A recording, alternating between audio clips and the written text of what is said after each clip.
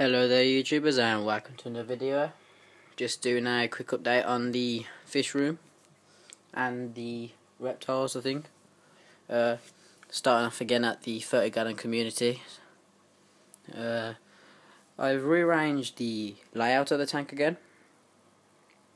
I've put the driftwood facing down now with a bunch of plants around it. The Amazon sword and some of the Java fern. The jungle vale, I got a new plant in the back now. I also got some duckweed on top. Had 200 pulps, now there's just loads more of them. The layouts, I like this layout of the tank, to be fair. It's a lot better than the other one. Especially the way the fish like to go around the driftwood. Also there's new fish in here. As you can probably see in the first two fish in here that I knew are two albino tiger barbs. And you got to see how they get on in the tank otherwise. And then I'll probably get some more if they do alright. The other two new fish are two rummy nose tetras. There was three, but unfortunately the green terror thought that was food and aggressively attacked the first one that was put into the tank, and he completely ripped his gills out, so it's quite horrific, if you know what I mean. It was quite terrifying for the other fish actually in the tank. They was all just swimming up to the other side of the tank and they just didn't know where to put themselves. The other fish in here are two silver dollars now. They're both at the back here hanging together. The green terror actually does like these fish. He does not try to bother them. Oh, they're both there. They're quite a nice addition to the tank. They like to go around in the plants because in their tank that they got them from, there was no plants in there whatsoever. It was just a complete plain tank, so they had no hideouts to go. Otherwise, they're doing alright. The white widow likes them a lot. I've also moved up the blue grami in here from the 40-gallon cichlid tank downstairs. He was just getting beat up for some unknown reason. I lost a fish down there about a month ago, and now he become the bully, the one to get picked on from the bullies now. So they just picked on him and he had his fins ripped up a bit. He's been treated, but he's doing a lot better in here. The green terror likes to pick on him every now and then, that's about it. All are still the old stock in here, like the X-ray tetra, the serpe tetra, the black tetra, the Dalmatian molly, the silver shark, the two bronze cories, the pepper cory, two crebensis, the bristlenose pleco female, and obviously the green terror, and two baby cribs are still in there. Otherwise the tank's doing okay at the moment. Hopefully nothing will go wrong with the new fish that's been put in here. Hopefully no more deaths. That was the first death I've actually had in this tank for the last, I don't know, possibly 2 months. It's been doing really good lately. As I've got more and more plants in here, the nitrate's been going down and the pH has been going down, so I think that fish was suffering from the high pH, so now it's coming down. It's come down to a substantial rating. Otherwise the tank's doing alright now. Planning to get another sponge filter on here. I'm planning to get a couple of new fish in here, probably just some more cories, I suspect. A couple more bronze, I think, and an albino again. I like the albinos. Hopefully going to get a glass knife in here as soon as the rummy nose get a bit bigger, or a black ghost knife. I lost the beta fish from the beta tank. He has now gone. He had white spot and I started to treat him, but I was just too late. I was a day too late and he just passed away on the night.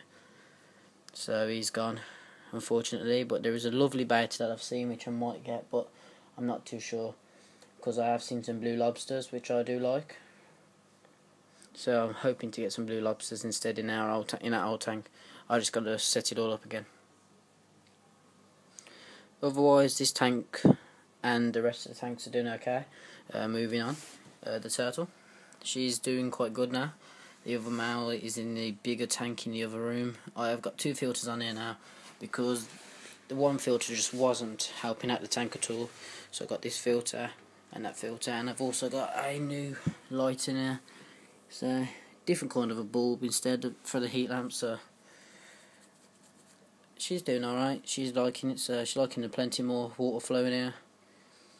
And it's been a lot cleaner, otherwise, I have to clean this out like once every 3 days. It's been 3 days now since I cleaned it out, and it's still crystal clear, so it's alright. The new pump's proving to be good. Nice water flow on top as well, that's what she likes. So I sit right underneath the pump. Moving on to the bearded dragons. These are doing a lot better. Doing good, sorry. They got a lot bigger now. I recently cleaned them out, but they've managed to mess up all their wood chips. Got a thermostat in here now to control the heat, which I never had before. So the heat comes on, stops on for about 10 minutes, stops off for 10 minutes, comes back on, such and such. But they're doing good. That's the larger one, and that's the smaller one, but he's more round. Got the hamster cage. Got a bigger hamster cage now for my old hamster.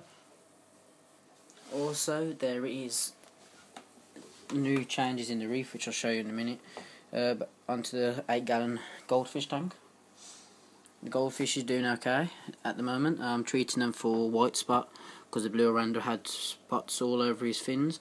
So I'm treating him for white spot and other bacterial infections that the other fish might be carrying. Got a sponge filter and the hang-on back filter on here.